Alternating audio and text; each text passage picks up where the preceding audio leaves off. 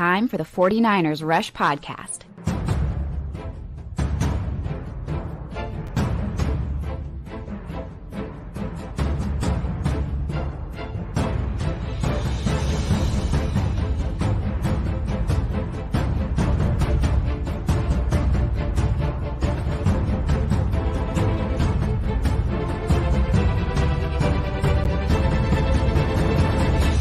And here's your host, John Chapman. What is going on, faithful? It is an early show. Chapman's got some family in town, and we're going hiking through Muir Woods today. So I had to jump on early because I've been wanting to get to this show for a minute now. And, you know, the topics that we're going to hit, you know, whenever I do my solo off-season shows, which this is 1,145 episode of the 49ers Rush Podcast. I want to say thank you to everybody for making this opportunity possible. But I want to focus on Brock. I know a lot of the off-season content, once we get to this time, is based on speculation, and I wanted to step back, and I got to say shout out to my man Aaron R. for giving me this idea through an email, and I want to spend time talking about where Brock can be even better in 2024. Now, again, as we move forward with this conversation, understand, if I could sign up right now and say you get a carbon copy of Brock Purdy's production and everything from the 2023 season to 2024, I'm signing on that dotted line. Absolutely not waiting a second. He was incredible.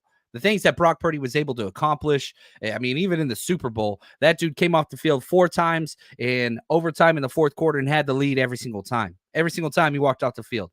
But Patrick Mahomes, you know, that's the way it goes. But you look across just what Brock has accomplished in a year and a half. We're not far removed from, again, one of my favorite regular season game experiences in my life. A Week 13 game against the Miami Dolphins at home at Levi's just in 2022. Jimmy Garoppolo gets hurt, and it's just like, oh, man, I go get my drinks because I'm just like, oh, here goes. And Brock comes back and just does Brock things. That game was so fun and just decimated, completely destroyed, all-out blitz after all-out blitz after all-out blitz, and just showed that he belongs. So in not even 2 years, in a year and a half, and I understand quarterback wins are not necessarily just a quarterback's trait, but at the end of the day, there's winning quarterbacks and there's losing quarterbacks. Yeah, it's 22 starters on both teams. It's more than that. But Brock Purdy's gone 17-4 in the regular season. That's insane in a year and a half. Is he on a great team? Yeah. Does he have a great coaching staff? Yes. But I'll take that 17-4 over any other quarterback during that time with this team. He's the best we got. And I freaking love this dude. So we're going to talk a little bit about what he was able to accomplish last year, which, you know, just revisit some of those stats, some of those numbers, some of those metrics that made his year so special. But then we're going to look forward. And as we conclude every single episode with during the offseason, we'll throw in some nostalgia. We got a fun one. Who was the best number 39 in 49ers franchise history? Spoiler alert, that number's retired. So pretty easy answer there, which, man, I had an absolute blast digging into this one. Only 3 players ever wore the number 39 for the 49ers franchise. So very limited, you know, selection that we can go there. But yeah, if you know who the best number 39 is, throw that up in the chat. Just so, yeah, I'm just curious to see if you guys know who it is without me saying it, but hopefully y'all do. Shout out to all the hashtag CCs, the countdown crew. Charles, my man, what's up? Mike, Philip, what's up? In the house. I love it, man. Whenever I go live at different times, it's funny because there's certain names that show up in the live chat that I recognize. What's up, Max? We got Steven, Colin, my man Tim Ford. Hey, what's up, brother? Good to see you. It's been a fun Longhorn Day weekend. I don't know if you guys have had the opportunity to catch any of the message boards. I'm a Longhorn fan. A&M loses, you know, the College World Series baseball, and then they lose their head coach, and now they've lost all of their players, and Aggies meltdown, Aggie tears is just a wonderful thing. So Tim, shout out my friend. We got Peanut Jeff, Michael, Mosquito Killer. Appreciate you guys. Oh, what's up, Yatsik? Appreciate Jay-Z. What's up, John? 2 live shows in a row. Boom. Appreciate you and all the fellow faithful. We're still paying attention to the dead period. Yeah, and like I understand my live shows may have stepped back a little bit, but man, we're doing our 90-man roster countdown. We're already 32 episodes in. Like those aren't live shows, but that takes a lot of time, a lot of prep, a lot of research. Shout out to the whole team that helps me over there. But you know, we just try to refocus because I don't know. I don't have like core tenets of what we're about here. But the one thing I don't want to do is what somebody else is doing. I don't want to do that. I don't want to do the aggregation. I don't want to do the speculation on Brandon Ayuk's media posts. Not that those are bad things. They're not bad things. They're fun things, and I check them out sometimes too. I want to figure out, okay, what does this fan base need or want that's not being met? And so I want to direct my energy and efforts there. A lot of times it does not reward myself financially, but that's not why I do that. That's not why I do this. I do this because I love this. I do this because this is a passion. Thankfully, we're through 8 years now. I've been able to feed and support my family, which has been awesome. What's up, Devin? Another great dude in the chat. What's up? Which has been awesome. But most of my financial compensation comes through the 49ers Rush, our Patreon channel, all those things. And so if you want to support that, then guess what? Head over there, the49ersrush.com. And tonight, I'm excited. We have our Jerry Rice tier Zoom hangout, 5:30 p.m. Pacific time. Come hang out with us. It's going to be a blast. We're going to talk, offseason. We're going to talk draft. We're going to talk Brock Purdy. We're going to talk schedule. We're going to talk all kinds of fun stuff. We'll get into some nostalgia. And so we do this once a month, not to mention all the breakdown videos and all that stuff that's up there. We got our undrafted free agent series, all 22 breakdowns going on right now. So you can go sign up. And as soon as you sign up, 7-day free trial, check it out. See if you like it. Cancel, free cost. No worries. But that's how I feed the family. This is awesome. This is awesome. And I just want to say thank you guys for everybody showing up, support. Oh, my man Tim Ford. Yeah, number 39, Hurry and Hugh McElhenny. That's right. One of my favorite things when doing research for Hugh McElhenny was all the nicknames. It reminded me of Apollo Creed, the Master of Disaster, where they just list all of his names, all those different things. But yeah, the King, Hurry and Hugh, Hustlin' Hugh, Hurricane Hugh, he got them all. King Henry, I think, is cool. We think of Derrick Henry, like he does the crown thing, and his friends do the crown thing, his teammates, whenever he scores a touchdown. Not the original. But we'll talk more about that later. Now, let's go to my man, Aaron R. This is the question he sent me that sent me down a rabbit hole, and I'm very thankful. Aaron says, Brock Purdy is the only reason I've been able to cope with coming up short. Again, I feel you. How can he get better? Last year, he stopped rolling out to his left, but what's next? Stepping up in the pocket more, calling his own protections. What do we have to look forward to? Okay. So that was the question that inspired this whole episode. Thank you, Aaron. You're incredible. Dude's like, when he emails me, I'm like, all right, I got to pay attention because he just sets up great questions and great shows. So let's look back first. Let's look at what Brock's done, especially just last year. Then let's look forward and try to pay attention to what are some ways that we could see some adjustments? What are some ways we could see some improvements to Brock Purdy in 2024? Now, last year, you could argue the best quarterback season, regular season for sure, of any 49ers quarterback in the history of this franchise. And we're talking Joe Montana. We're talking Steve Young. We're talking greats. Jeff Garcia. You want to throw Jimmy G in there, Colin Kaepernick. Like, there are studs. Alex Smith, like Y.A. Tittle, John Brody. Like, it's up there. Now, I understand the inflation of the passing game throughout NFL history continues. And so, yeah, it's a little bit different. But the efficiency was just incredible. Now, you talk about number one, he was the best deep passing quarterback. Kyle Shanahan's system, usually, you're one of the lowest air yards, ADOT, average depth of target quarterbacks in the NFL. That's just what it is. Nope. Number one deep passing quarterback by several metrics. He had the most deep passing touchdowns in the NFL. He had the best adjusted completion percentage in the NFL. He had some of the fewest interceptions and turnover worthy plays on deep pass. I mean, dude was just balling out. And again, you got to remember the 49ers throw less than almost any team in the NFL. Like bottom 3 every year. They're a running team. But now you mix that with the deep passing, that's where it gets crazy. Now, number one in yards per attempt, that's a Kyle Shanahan stat. And to prove that it's a Kyle Shanahan stat, the top 3 quarterbacks last year in yards per attempted pass were Brock Purdy 1, CJ Stroud 2, Tua Tagovailoa 3. All part of the Shanahan scheme, right? With Slowick, with McDaniel, and now with Shanahan, right? But Brock Purdy was a full yard above the others. Brock Purdy had 9.2 yards per pass attempt last year. CJ Stroud 8.1.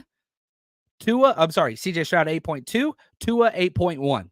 So like those guys are so close, a full yard 0.1. I mean, it's incredible. The gap between 1 and 2 is equivalent to the gap between 2 and 9. Like Brock Purdy was by himself in that. Number one passer rating, obviously gets third in MVP votes. Oh, sorry, fourth. No, he was third. Yeah, he was third in MVP votes. Like, it's incredible. It is absolutely incredible what he accomplished last year. Now, people listening to this are like, yeah, but you didn't win it all. You didn't win it all. And that's got to factor into it. It really, really has to, because you're right. You didn't come home with the ring. So I can think of 5 better quarterback seasons for the 49ers whenever you include the Super Bowl. That's just the way it is. Did you win it all? We did not. We did not. So that's got to factor into it. But when you look at playoffs, this dude already has 4 playoff wins in a year and a half. That is, let me just put this into perspective just a little bit. Hugh McElhenny, who we're going to talk about later, he's in the Hall of Fame, retired number for the 49ers.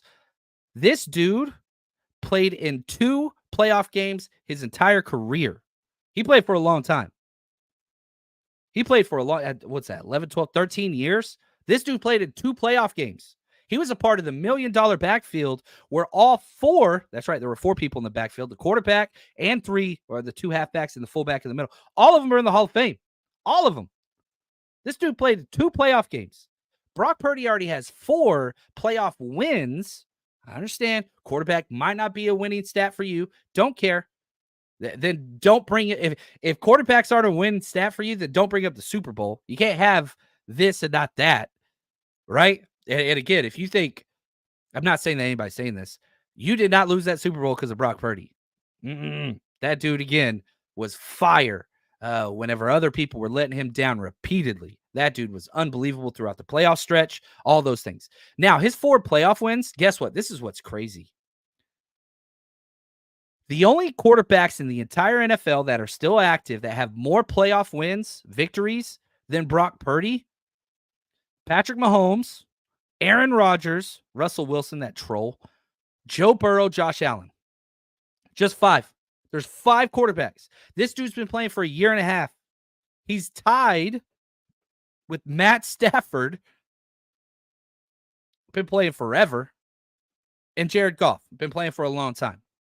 So that's the company he keeps. And he's close. He's 1 behind Burrow and Allen, a couple behind. He's he's about halfway to Russell Wilson, but he's done it in a year and a half. That's what's so crazy to me. Like, it's not like these are easy feats. No. These are difficult challenges. And one of his playoff losses was because he got hurt on the first freaking series. You saw what happened to the Eagles the next time they played, right? Game was over in the 3rd quarter. Blew them out. What's up, Jeremy? He says, people don't realize how hard those stats are. It's incredible what he's accomplished. It's just nuts. You can talk about the last pick of the draft. You could talk about like, oh, 6 foot nothing, whatever else. Don't care. Doesn't have arm strength. Don't care. None of that matters. It's crazy what he's done in such a short amount of time. And for the people that say, oh, system quarterback, yeah, you're surrounded by all this, blah, blah, blah, blah, blah. Why don't you say that for Jalen Hurts? Look who he's throwing to. Why don't you say that for Joe Burrow? Look who that dude's throwing to. Like, talk about Tua. You can go talk about that with a lot of quarterbacks in the NFL. How was the system and the production before? How was it after? Before he showed up, after he showed up. And you talk about the 49ers. What are the 49ers doing? Well, we're not going to protect them. We're not drafting offensive linemen. We're not touching that. You drafted 1 3rd-rounder, Dominique Purdy, in the last 2 years. That's it. That's the only offensive line help he's getting. No. We're going to get you playmakers. Why? Because we think he can distribute the ball the way that you want it done. I don't know. I really feel like it's like, I don't know, those letter networks and offshoot shows of people who haven't played or coached or whatever. Not that playing or coaching makes you worthy of talking football, but like the talking heads on those medias that don't even watch football, they come up with these types of terms and people run with them. And I hate it. Like, if you're in, nobody talks about system quarterbacks in the coaching world. That's not a thing. That's not like that's not a negative. I don't even understand why that is a thing. And all that it is basically, I can't come up with a way to describe why I don't like this quarterback. So this is just something you throw out there and it's like a blanket, whatever, because you can't really tear it down or you can't defend it because it's not real. It's not a real thing. Every quarterback plays within a system. There's not one offensive coordinator play caller that doesn't have a system. Everything is a system. It's just what it is. So it's just one of those things that, like, whenever I hear people say that, like whether it's on TV, radio, show, YouTube, whatever else, I'm just like, -5 intellect points. Like, yeah, you're not, this is not going to be a conversation that can bear fruit. It's just not. And it's not necessarily their fault. It's the system. There we go. It's the system in which they operate on. They are system content creators. Oh man, I hate myself for saying that, but that's okay. That's okay. What's up, Thomas, my man? He says, the thing that scares me is losing your debut Super Bowl seems to be psychological damaging to a quarterback's psyche. Only 3 quarterbacks have ever won after losing their first. Yeah, I get that. You look at Brock Purdy, that dude, he's Patrick Bateman. And I mean that in the best way. Looks like Lee Harvey Oswald. I know people get upset whenever they say that, but like that doesn't matter. That's just like a joke point. But like this dude is not normal whenever it comes to what happens in his brain bucket. It's different. The dude is just stone cold. My favorite reference is whenever I need to pull the video, the tweet. I have it somewhere, but when he's taking a picture with his family, and I think it was before the Tom Brady Bucks game. I think, right? I think it was before the Tom Brady game where I think we beat him like 35-7 or something, and he was pulled in the 3rd quarter. He's taking a picture with his family. He's got his smile. He's got his helmet off, and everybody's like crowded in on the end of the end zone. They take the picture, and he's smiling, and as soon as the camera's down, he's like, bye. And his face just goes from smile to just stone cold, like, kill. And like, that's just who this kid is. Now, yeah, you can talk about Dan Marino. You can talk about all these other quarterbacks that has happened to, but I don't know. I'm not discounting this kid, and he is still young, and he's got a very viable team and coaching staff surrounding him. Yeah, you got to overcome extreme odds. Does that mean he's going to win a Super Bowl this year or next year? I don't know. But this kid's got 10 more years minimum left in him. And with the way the NFL has shifted into protecting quarterbacks, I mean, look, you got Kirk Cousins, you got Aaron Rodgers, you got Stafford, you got all these guys playing well in past their mid-30s. Let's see, what is Brock Purdy now? He's 24 years old. Kid's 24. He'll be 24 at the start of the season. A lot of the quarterbacks that were drafted this year were 25. Like, he's younger than rookies. Yeah, a lot of that's because of COVID and that 6 year of eligibility. You got the redshirt year, you got the COVID year, but dude should have been drafted this year. Should have been drafted this year. But Thomas, you're right. That's not what it is. I like this. Chip, he says, bot Purdy, running the new NVDA processor, high level, head on his shoulders. I love that. Chip, I appreciate that, man. That's a good comment. Bot Purdy. I like that. Right here, Chris. System quarterback, game manager equals the Emperor's new clothes. 100%. That's, God, well said, man. Oh, don't worry. The intelligent people can see the clothes, but you can't break that down. So that's why you're out there walking naked without your facts. That's just what it is. What's up, JP, my man? Great to see you as always. So there's that. Now, let's transition now and let's focus on next year. Why, number one, why should we see an improvement? Why should we expect an improvement? And what those improvements could look like. And this is just my opinion based on research, based on watching every single play multiple times, based on all the breakdowns that we've done, based on the Shanahan whatever scheme and everything that's going on, and based on the people around him. Number one, you've got to start with, this is his first offseason. His first offseason as quarterback number one. His rookie year, he was quarterback 4, beat out quarterback 3, got that number 3 roster spot. Then everybody got hurt the Miami game, which I talked about. Last year, had the UCI surgery repair. He had Sam Darnold, Trey Lance, and Brandon Allen getting snaps. He was throwing 2 days off 1 day, all through training camp. And he couldn't even throw during OTAs or mini camp, so he missed all those. Yes, he was in the meetings, but there's rehab and there's training. Those aren't the same. Those are not the same thing. My fat self, let's go a little peek behind the John Chapman curtain here. I've lost, I think I'm down about 27 pounds since football season. I've got a ways to go, but I've lost a lot of weight. And there's 2 phases. One, whenever you get overweight and all that stuff and you start training, you don't get to go out there and do like, what was that, Insanity and P90X right off the bat. No. You got to get yourself in shape to train. It takes a while. Strain my calf a couple times, whatever else. And once you do that, gosh, it's just you're setting everything back 2 weeks because now you're not running. Now you're not doing, plyometrics, all that stuff. You've got to build it up to that. You're not working on the things that are going to get your goals where you want to do it. It's the same thing in football.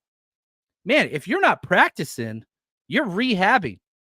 And you talk about guys like Cameron Lawton, Drake Jackson, these guys, Kalia Davis, that you're expecting a lot from. They couldn't practice. They couldn't do OTAs. They couldn't do minicamp. Charvarius Ward, George Kittle. Like, it's different for the long vets. That's a little different. But they're not doing football stuff. They're in football meetings. They're working the mental. That's cool. But the physical's not there. It's not there. And that's an issue. That's all Brock Purdy was doing during OTAs and minicamp. And that's all Brock Purdy was doing through 1/3 of the training camp practices. And then, even then, they weren't sure Brock was going to be ready. So Trey Lance and Sam Darnold were getting reps with the ones. And they had Brock on a pitch count. So even the 2/3 of the training camp practices out there, he still wasn't getting the full workload. You get to the preseason games, he wasn't really out there. So now this year, 100%, every single first rep is going just to Brock Purdy for the first time of his life. And that is huge. That changes everything. And so I don't know. I just think that is so important. And now he has a foundation. He's 2 years in, year and a half in, really. 2 years in the system.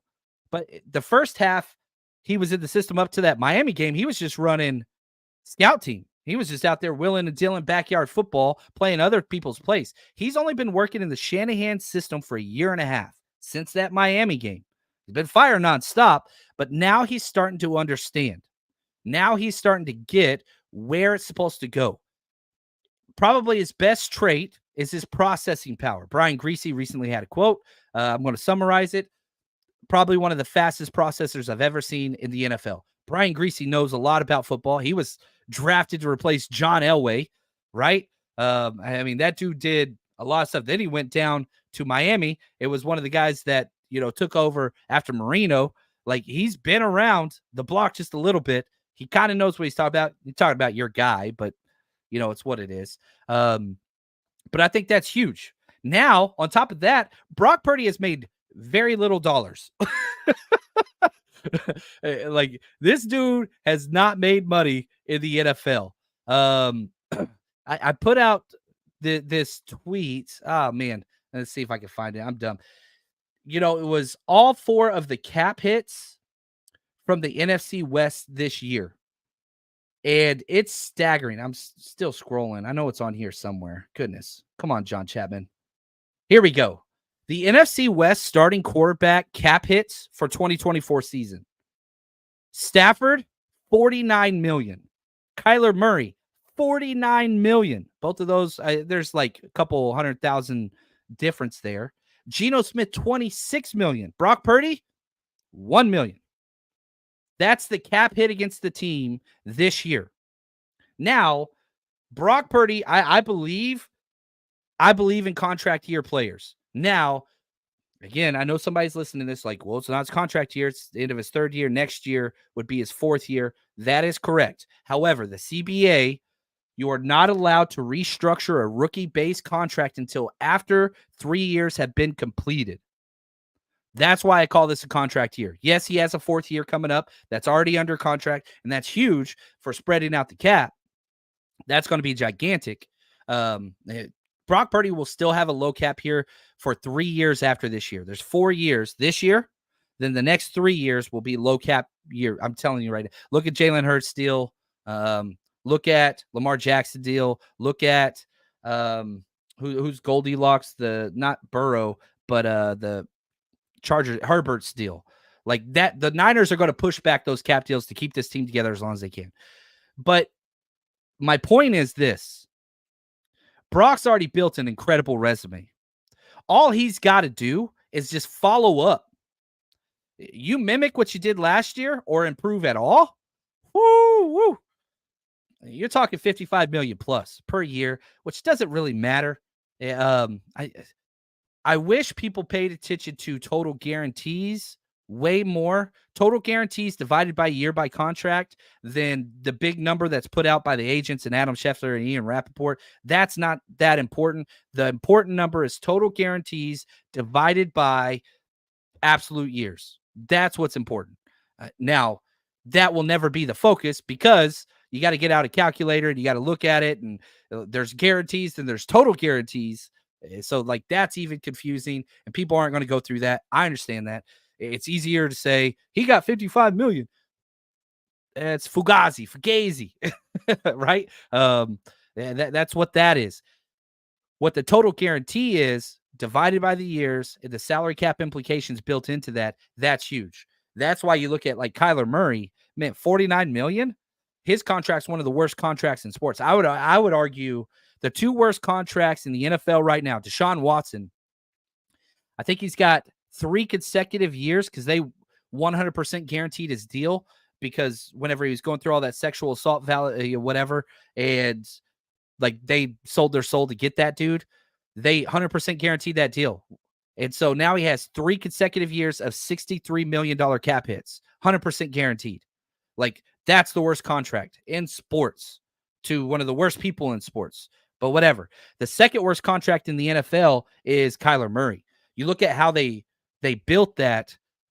They can't get out of that deal now. And again, maybe Kyler Murray goes out and has an MVP season and whatever else and lives up to it. But he hasn't done it yet.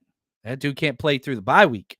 So we'll see. I can't ride roller coasters. Can't play through the bye week. There's a lot of Kyler Murray stuff out there that's terrible. I do not like Kyler Murray. At all. What's up, Uncle Salty? How we doing, man? Glad to see you, brother. Now, let's go back to just where Purdy is and why I think there's more improvement to come. The contract year is huge. He's already got the fastest processor, right? Also, this is 100% his team right now. Last year, probably like 80%, but the injury, man, what's going to happen there? You know, Trey Lance was still on the team. You paid Sam Darnold a lot of money. It was just like, can he recover from this? I get that. Now that's in the rear view. What Brock Purdy says goes. If Brock Purdy tells Ayuk to do something, it's done. If Brock Purdy tells Debo or Trent, it's done. Like, he's the voice. He's the quarterback. He's established, and he has already got the skins on the wall, which is crazy at 24 years old. We talked about the 4 playoff wins. We talked about, MVP voting. We talked about, like, he's the quarterback. And 2, again, when Brock Purdy talks, you listen. This is 100% his. I don't think we could say that last year. I think we all wanted it to be, but the injury had cast a little bit of shadow. Man, what if Trey Lance comes out and balls out, whatever else, and like Sam Darnold, they paid him a lot of money. He's a top 3 pick. But like, no. Whatever doubt could have been mustered. Not saying there was much, but I think there was a little bit. That's gone. Brock Purdy. 100%. This is his. Talk about it in the huddle. Talk about it on the line of scrimmage. And that's where I want to see the biggest improvement. I want to see way more audibles. If I could say, like, okay, John Chapman, all right? Here, let's do a video game analogy, right? Like, you get to pick, go back to old Madden, you get to pick which players, you get to train in which drills to improve which skills. I'm telling you right now, at the line of scrimmage, hot reads, can audibles, all that stuff. That's what I want. If I could give Brock just more up here, brain bucket, like, right? That's where I want more Brock. You can talk about, metrics and downfield pass and whatever. No. I want to win before the snap. Now, I don't think that will necessarily translate to better Brock Purdy stats. I think it will translate to better Christian McCaffrey stats and better offensive line production and fewer offensive line miscues. That's where this team could use help. Christian McCaffrey was unbelievable. Yeah, obviously offensive player of the year, all that stuff. But I hate to tell you this, there's more out there. Run blocking was not good last year. It was not good. With the change from McGlinchey to McKivitz is a better pass blocker, probably equivalent, but you lose a little bit in the run blocking game. And McGlinchey was great in the run blocking game. That's where he got paid. But you lost a little bit there. Jake Brendel was terrible run blocking last year. Maybe not terrible, but definitely below par. Whenever you watch the tape, very below par. He keeps 5-yard runs from becoming 15-yard runs on the regular. He can get there, just can't sustain the block. So what I'm saying is you get more of those audibles into running plays. That's a huge win because I already told you, Brock Purdy was the number 1 deep passing quarterback in the NFL last year. Number 1. That's not debatable. Nobody's going to debate that.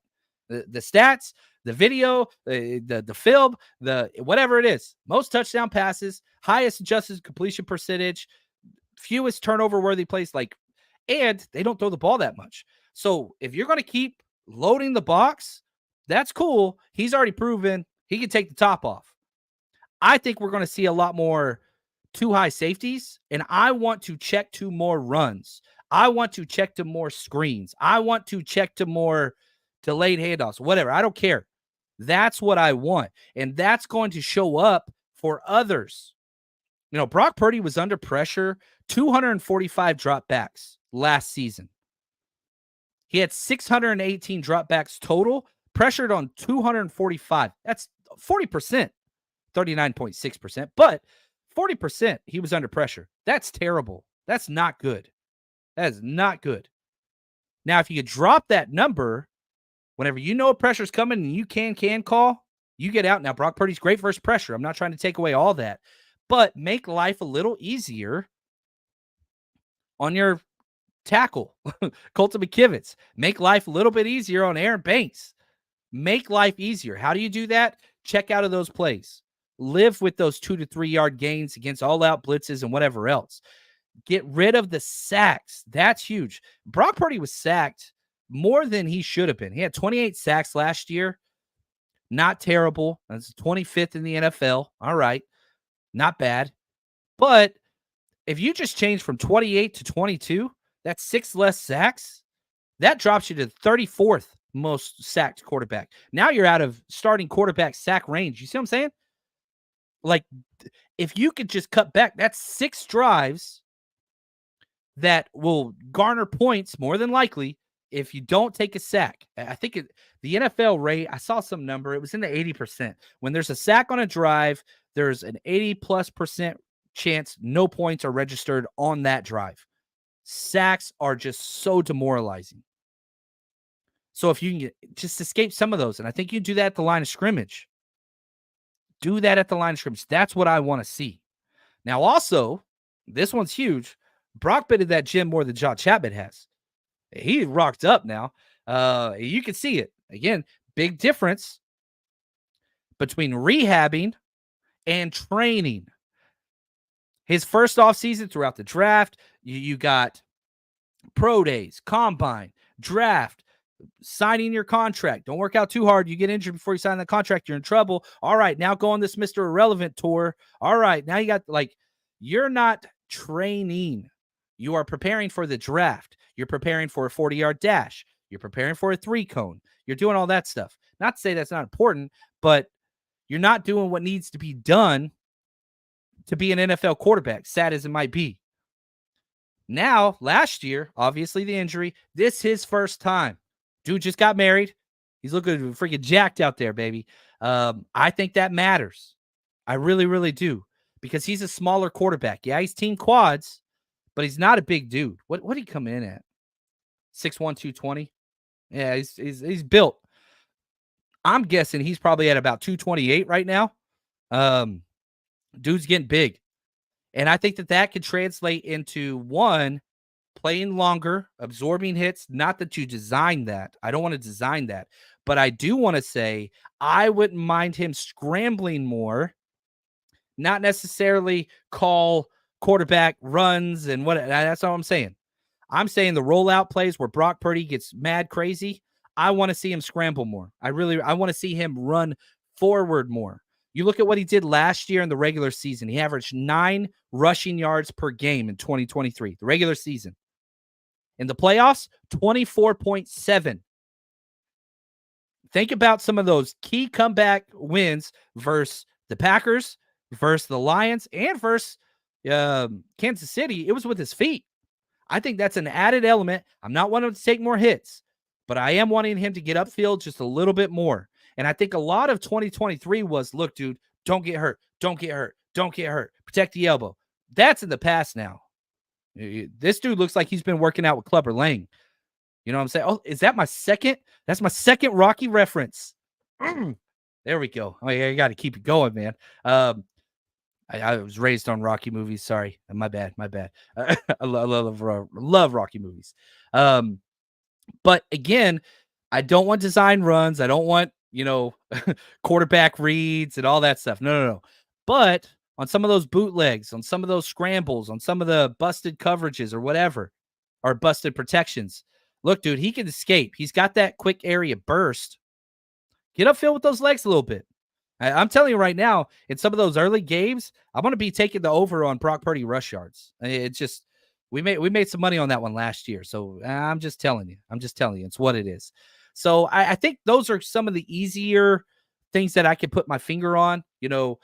I want more control at the line of scrimmage. This dude's been in the offense now for a year and a half straight. I want him to recognize coverages, blitz packages, all that stuff. And he's been blitzed more than almost any quarterback since he came in. The defensive coordinators have not respected this kid, and he's made them all pay. Time to win up here. That's what I want to see. That's where I'm at.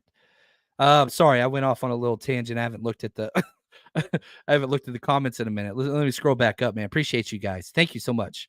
Michael B, yeah, he's going to be so much more efficient than he already was, which he had one of the most efficient seasons in the NFL last year. And I'm with you, Michael. 100%. Bronson, Kyler Murray, and Geno Smith nowhere near worth the money. I agree. That Geno Smith deal, gosh, I hope he plays for Seattle Seahawks forever. Not a great quarterback. Just not a great quarterback. Anyway, that's what it is. Oh, what's up, Slick? Hit that like, y'all. Yeah, if you don't mind, if you're watching live, hit the like button, hit the subscribe button. That helps us out. If you are listening through, Spotify or Apple, whatever, reviews always help us out. That bumps us up in the algorithm. I don't usually ask those things too often, but if you've got time, just put 5 stars. Hashtag CC or whatever you want to put, constructive, whatever, very beneficial. I'd appreciate that. So thank you guys. Yeah, right here. Observe. I'm with you. Brock with an actual O-line can't freaking wait. I do think that this offensive line is going to be better than we were last year because we have way more depth. We have way more continuity. We didn't transfer. I'm curious about this one. Let me look this up. When did John Feliciano step into the starting role last year? Because whenever he did that, he only started 7 games last year. Oops, wrong button. That ain't it.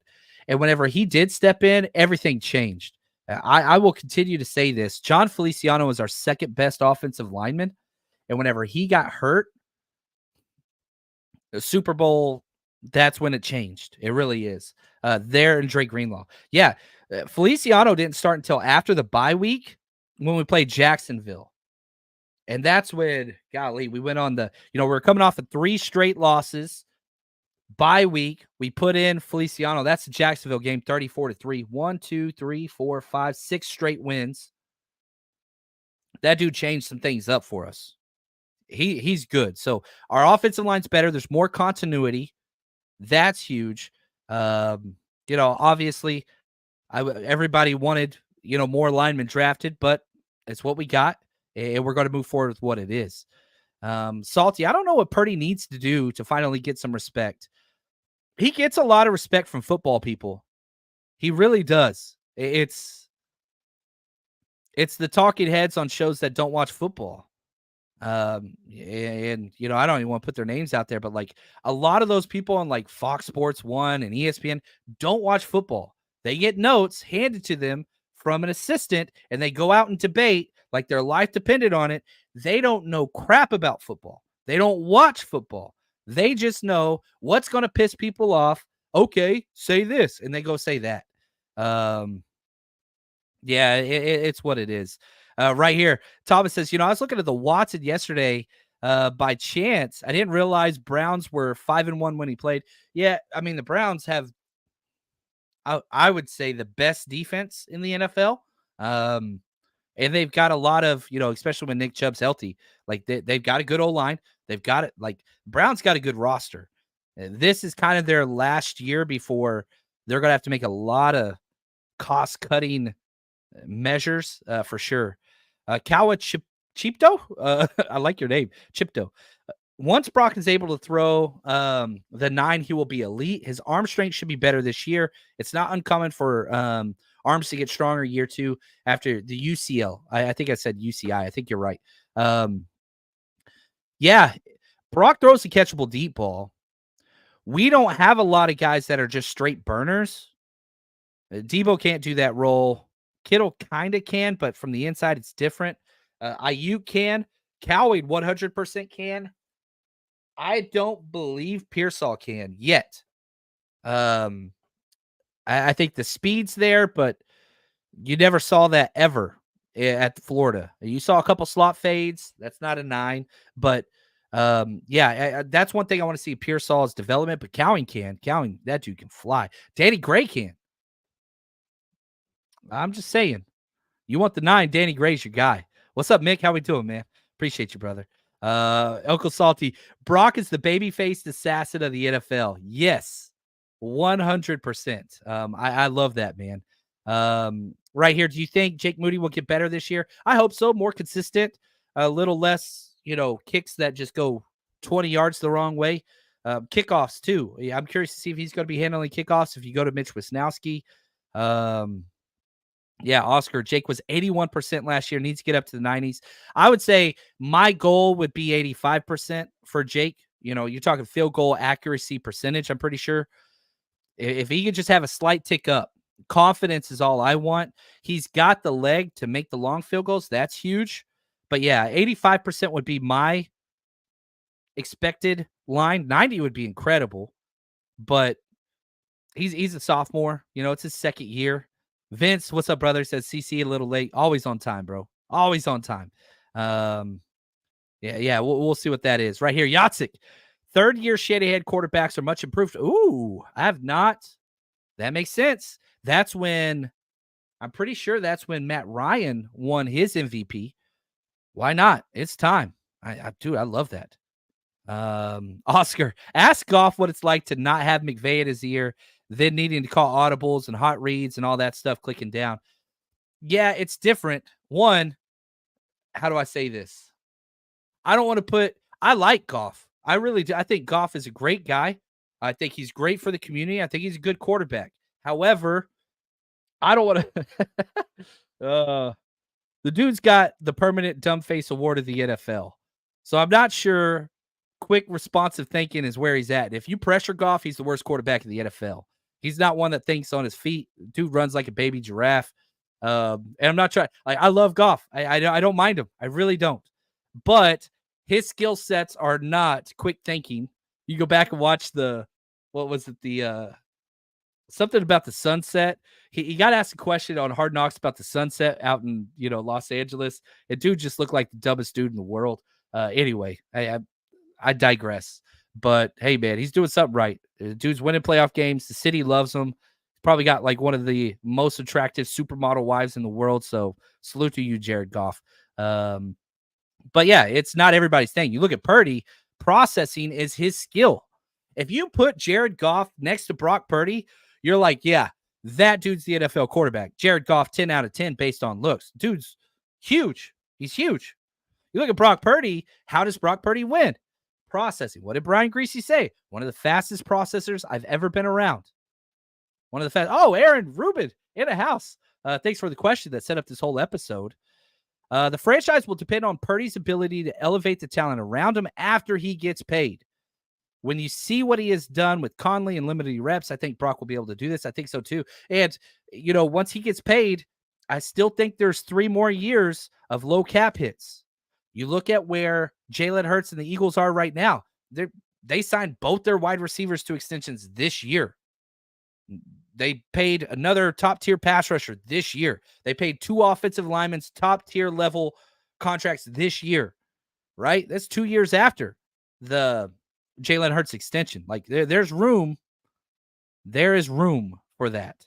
Anyway, I got to get going. Let's jump to the second part of this show because I got to go hiking with the fam. We have Mere Woods. You got like the scheduled thing, and that gets you. Now, if you're going to any games this year, you got to come party with us.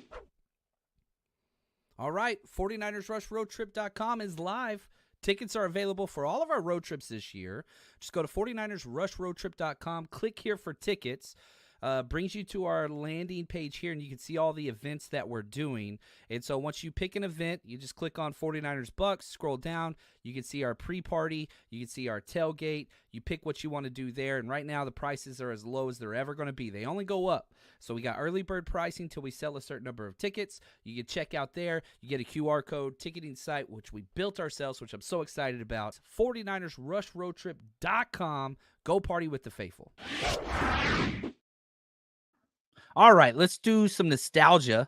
I'm excited about this one.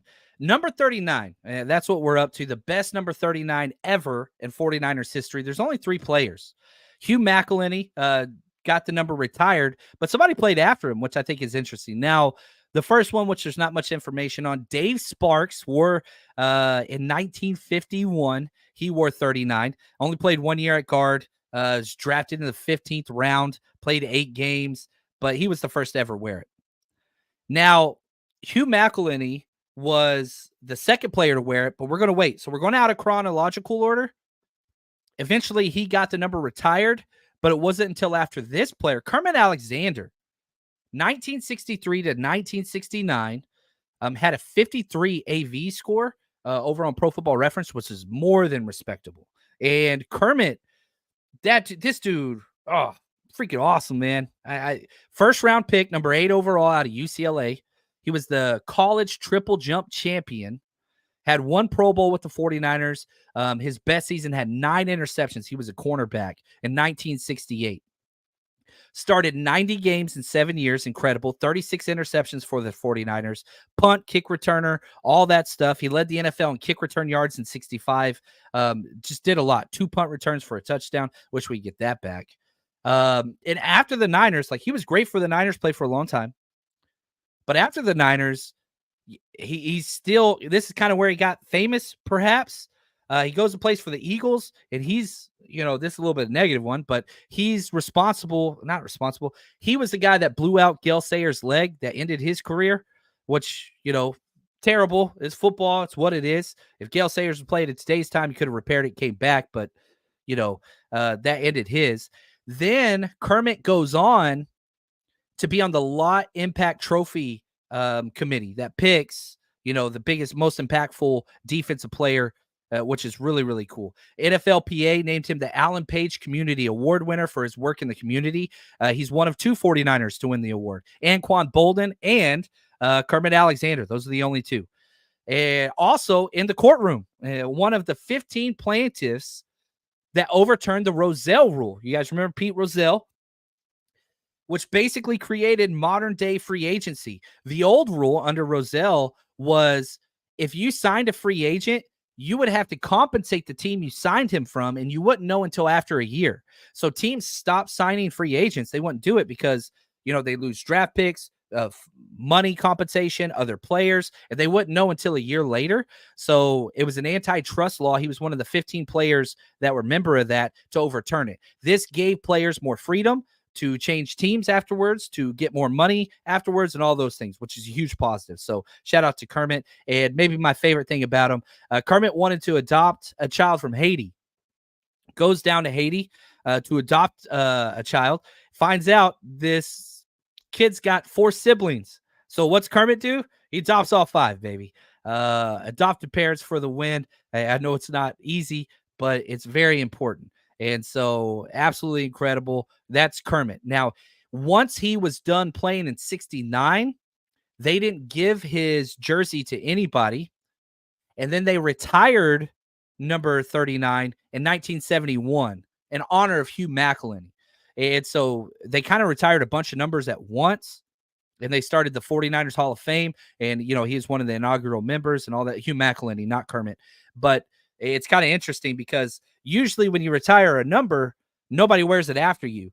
But this was before they were retiring numbers, the 49ers. And so Kermit wore it afterwards, even though it was retired for Hugh McElhenny. So let's get to King Henry, baby. I love this dude.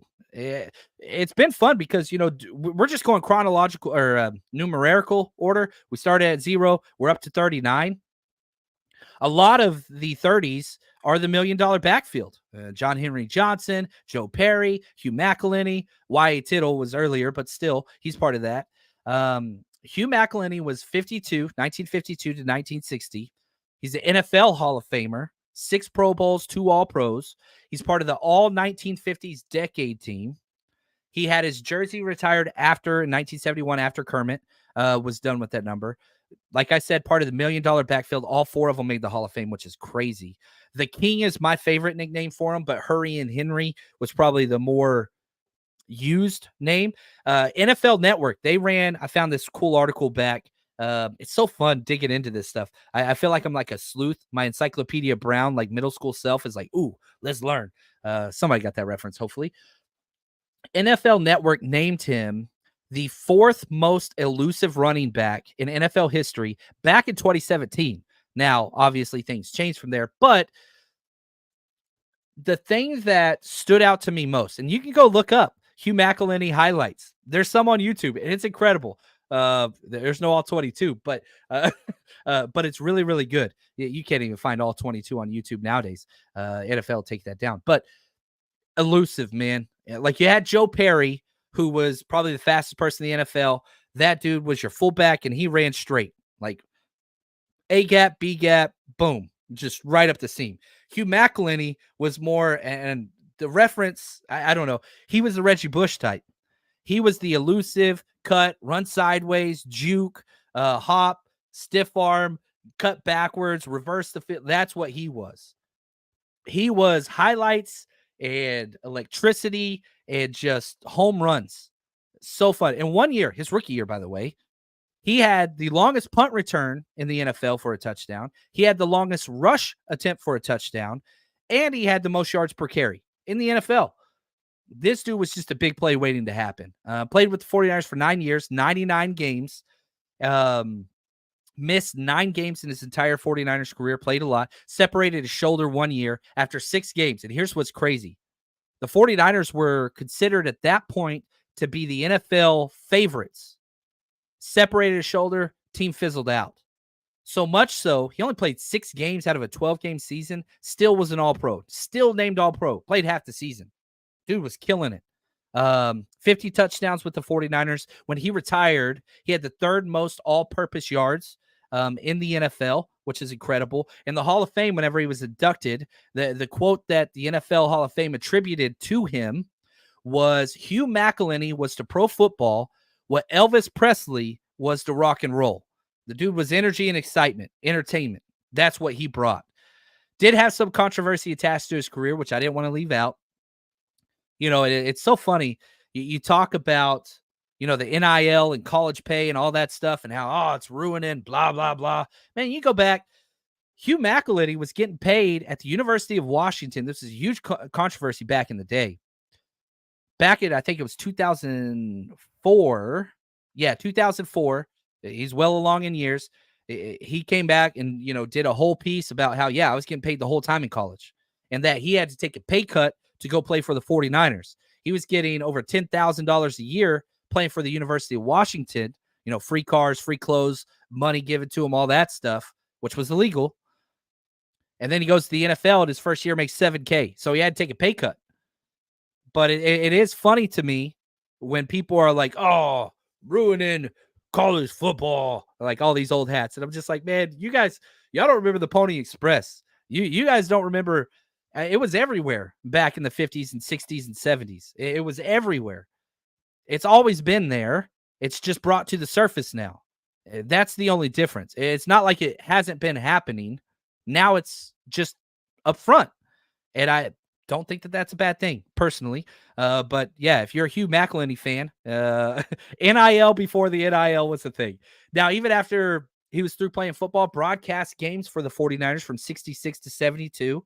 And a little Southern tidbit that I found. He's related to the McElhenny family down in Louisiana. They're the family responsible for creating Tabasco sauce. So that's pretty cool. Passed away in his home in 2022. It said that we're starting to lose some of these 49ers legends. In Henderson, Nevada is where he lived. Passed away in his home, which is great, but freaking awesome. And it's fun because when I'm doing this research, and I really hope that this comes across, this is who we are. Like, it is a legacy. Christian McCaffrey and Hugh McElhenny wore the same uniform. Obviously, it's different. Yeah, they're lifetimes apart. I don't care. We are the faithful then. We are the faithful now. That is what life is about. That's what being a fan is about. And so if I could accomplish anything with this show during the offseason, it's to try to get people more excited about the current team, right? That's why we do the 90 series. Every single player gets their own episode, which is ridiculous. And we also do the nostalgia theory, like the looking back. It's both and. And the more you know about Hugh McElhenny, the better 49er fan you are. I believe that. I really, really do believe that.